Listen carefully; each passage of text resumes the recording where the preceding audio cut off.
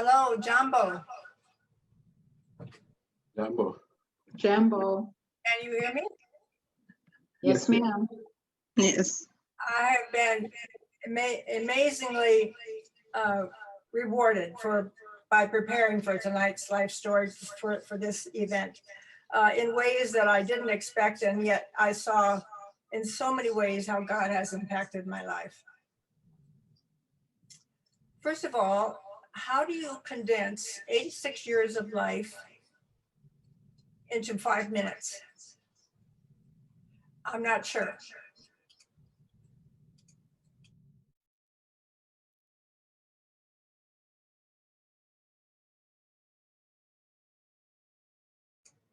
I still marvel how an olive farm girl could have had the life experiences I've had. Yes, I was raised on a farm with 3 sisters, learned to work and play hard, and also learned a little bit about conflict resolution with my siblings. I followed my dream to nursing school in Des Moines and then later to Drake. There I met Jim at a Bible study that was organized by him to get his fraternity brothers introduced to nurses. We were the only ones who stayed connected, and for over 60 years that happened. Following our honeymoon, we moved to Champaign-Urbana for graduate school.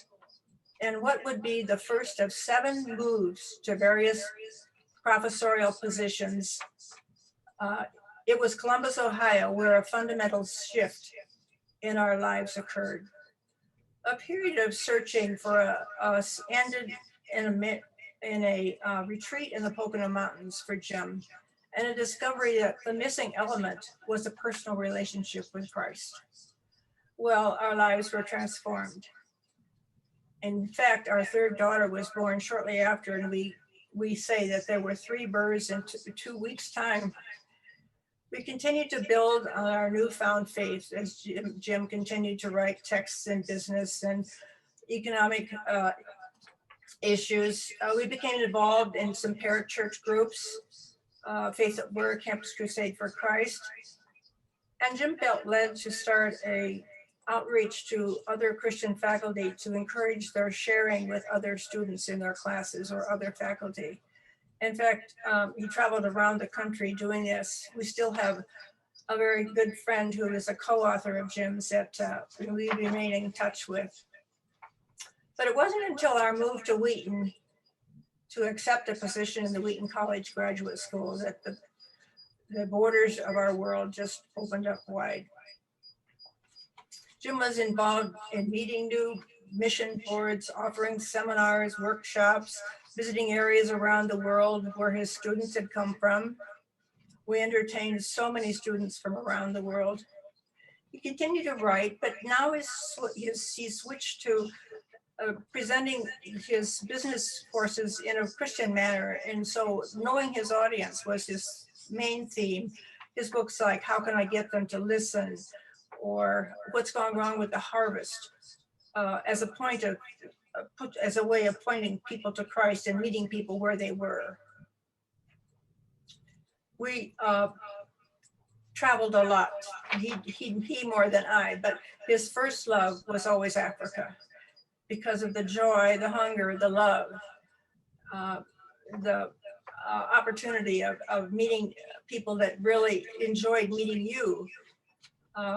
He taught at Daystar University in Nairobi a number of times. So when Nama Etta came to St. David's in 2003 and said, "You need to come and meet my people in Ziwa," it was a natural leap for him to say yes. My 3 trips to Ziwa remain the most endearing of the trips I've taken, and I've taken a bunch. Before I ever knew the term radical hospitality, I was a constant beneficiary, experiencing every moment I was with them. In 2006, one of my visits, I remember carrying rocks and breaking them up into smaller stones because it was going to be the foundation for the new St. Joseph's Church. Well, in 2009, a group of us from St. David's went and visited there, spent a number of days, And it was on a Sunday morning that we all were so privileged to worship in the new St. Joseph's with Catherine giving the homily. What a joy. But in the midst of all of this was the ongoing difficult challenge that Jim faced, depression from most of his life. And it was so difficult navigating that path with him and with our daughters. I don't know how well we succeeded in that. It was in the early days of being able to seek out Christian counseling, so that I was not free to just talk about it with other people. But we did pursue that, and it was so embarrassing to walk out of a session one day to find our friends from the church waiting to be treated next. So fortunately, things have changed since then. Another challenge that we had was the 8-year journey that Jim had with Alzheimer's. But this was a different kind of challenge because there was so much more support in support groups and friends, and certainly St. David's that came and walked alongside us as we went this path.